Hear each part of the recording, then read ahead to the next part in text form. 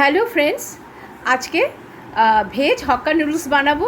Veg Hakka noodles তো তোমরা সবাই বানাও, কিন্তু আমি আজকে একটা সিক্রেট ইনগ্রেডিয়েন্টস দেবো, এতে এর স্বাদ দ্বিগুণ হয়ে যাবে। কি আজকে আমার কি সিক্রেট ইনগ্রেডিয়েন্টস সেটা দেখার জন্য তোমাদেরকে পুরো ভিডিওটা ফার্স্ট থেকে লাস্ট অবধি দেখতে হবে। তাহলে চলো বানিয়ে নিই, আর পুরো প্রসেসটা আমি তোমাদের সাথে শেয়ার করি। হক্কা নুডলস বানানোর জন্য আমি এখানে নুডলস বয়েল করে নিয়েছি।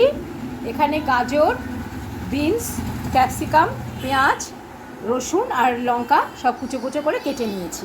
এখানে কিছু রসুনের কলি আমি পোড়াতে দিয়েছি।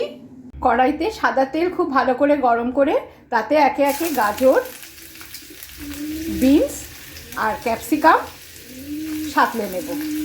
সবজিগুলো জাস্ট একটু সাঁতলে নেব, বেশি ভাজা ভাজা করব না। সবজিগুলো আমার সাঁতলানো হয়ে গেছে এবং আমি এটা বাটিতে তুলে নিয়েছি। এবার ওই কড়াইতে আরও খানিকটা সাদা তেল আমি দিয়েছি গরম করতে। এবার এর মধ্যে খানিকটা বাটার দিয়ে নেব। এবার আগে থেকে কিছু কুচানো রসুন আমি এই তেলে ছেড়ে দেব। বাটারের সাথে রসুন কুচির যে স্মেলটা, ভাজলে যে রসুন কুচির যে স্মেলটা, ভাজলে খুব ভালো আসে স্মেলটা। রসুনটা আমি খুব ভালো করে ভেজে নেব। এবার একে একে পেঁয়াজ কুচি, লঙ্কা কুচি এর মধ্যে অ্যাড করে দেব। এবার আমি সিদ্ধ করা চাউমিনগুলো এই তেলের মধ্যে দিয়ে দেব।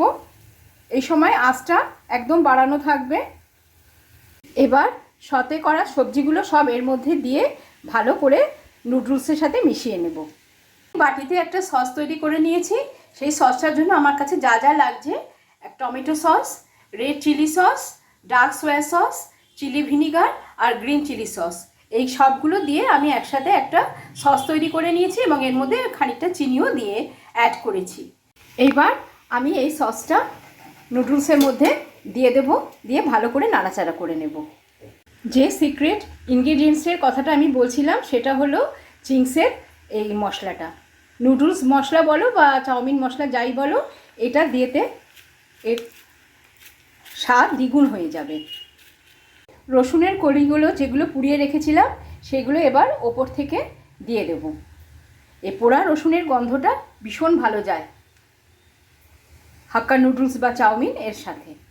Restaurant style burn garlic flavour Hakka chow mein বা নুডলস যাই বলো তোমরা, আমরা একদম রেডি এটা। এবার আমি শুধু থালাতে গরম গরম পরিবেশন করব।